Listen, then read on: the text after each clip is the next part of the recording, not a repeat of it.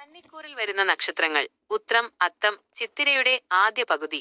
ഇവരെ സംബന്ധിച്ചിടത്തോളം 10-ൽ വ്യാഴം ബുധൻ, 10-ലെ ബുധൻ നല്ലതാണ്, 9-ലെ സൂര്യൻ അത്ര നല്ലതല്ല. അപ്പോൾ അവിടെ ശത്രുരാശിയിൽ നിൽക്കുന്നതിന്റെ ദോഷവശങ്ങൾ ചിന്തിക്കണം. പിതാവിന് ദോഷമുണ്ടാകാം. അഷ്ടമത്തിലെ ശുക്രൻ ദോഷമൊന്നും ചെയ്യില്ല, ഗുണമാണ്. 7-ലെ ശനി കണ്ടകശനിയാണ്. 6-ലെ രാഹു ദോഷമൊന്നും ചെയ്യില്ലെങ്കിലും ഉദരസംബന്ധമായ രോഗമോ പ്രശ്നമോ ഉണ്ടാവാം. ഒളിഞ്ഞു നിൽക്കുന്ന ശത്രുക്കൾ, അകലത്തിൽ ശത്രുക്കൾ നമ്മെ ഭയപ്പെടുത്താം, അതായത് കന്നിക്കൂറുകാരെ.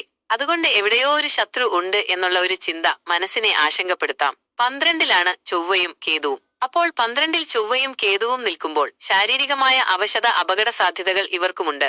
കൈരോഗം, നേത്രരോഗം ഉണ്ടാകാനുള്ള സാധ്യതയുണ്ട്. ഹൃദയം, കണ്ണ്, അതുപോലെ തന്നെ ഞരമ്പുകൾ, ഈ ഭാഗങ്ങൾ ശ്രദ്ധിക്കണം. 7-ൽ ശനി നിൽക്കുമ്പോൾ കണ്ടകനാണ്. 7-ാം ഭാവമാണ്. ഭാര്യ, ഭർത്തൃബന്ധമാണ്, ദാമ്പത്യമാണ്.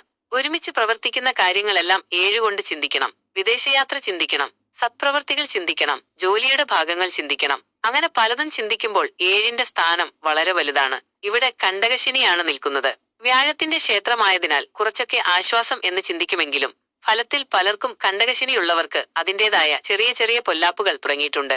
അപ്പൊ ഇവിടെ പാദപസന ശനി എന്നാണ് പ്രമാണം. നിവർത്തി സ്ഥാനങ്ങളിലൊന്നാണ് പ്രാഥമികമായ മനുഷ്യന്റെ ചലനം. ആ ചലനത്തെ ബാധിക്കുന്ന തരത്തിൽ വാദസംബന്ധമായ പ്രശ്നങ്ങളോ ശരീരത്തിലേക്കുള്ള രക്തസക്രമണത്തിനുള്ള അപാകതകളോ ഒക്കെ ഉണ്ടാവാം. അവർക്ക് സാമ്പത്തിക ലാഭമുണ്ടാകുന്നു. പൊതുവെ അവർക്ക് അവരുടെ കർമ്മങ്ങൾ നന്നായി ശോഭിക്കാൻ സാധിക്കുന്നു. എന്നാൽ ആഴ്ചയുടെ ആദ്യ പകുതിക്ക് ശേഷമുള്ള ദിവസങ്ങൾ അല്പം ശ്രദ്ധിക്കണം. സന്താനത്തിന് അത്ര നല്ലതല്ല. ഈ നക്ഷത്രത്തിൽപ്പെട്ടവരുടെ മാതാവിന് അത്ര നല്ലതല്ല. ഇവർ വാഹനം ഓടിക്കുന്നതും ആഴ്ചയുടെ 2-ാം പകുതി വളരെ ശ്രദ്ധിക്കണം എന്ന് പറയുന്നു പൊതുവെ. അതുപോലെ തന്നെ വിദേശത്തുനിന്ന് നാട്ടിലോട്ട് പോരുന്ന ആൾക്കാര് കാലാവസ്ഥയും പലവിധ രോഗങ്ങളിലും പെടാതെ നോക്കണം.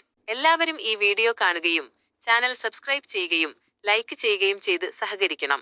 ഏറ്റവും പ്രധാനമായി നിങ്ങളുടെ കുലദൈവത്തെ ആരാധിക്കുകയും അതിന് ശുദ്ധമായ നെയ്യോ എണ്ണയോ ഉപയോഗിച്ച് വിളക്ക് വെക്കുകയും ചെയ്യുക.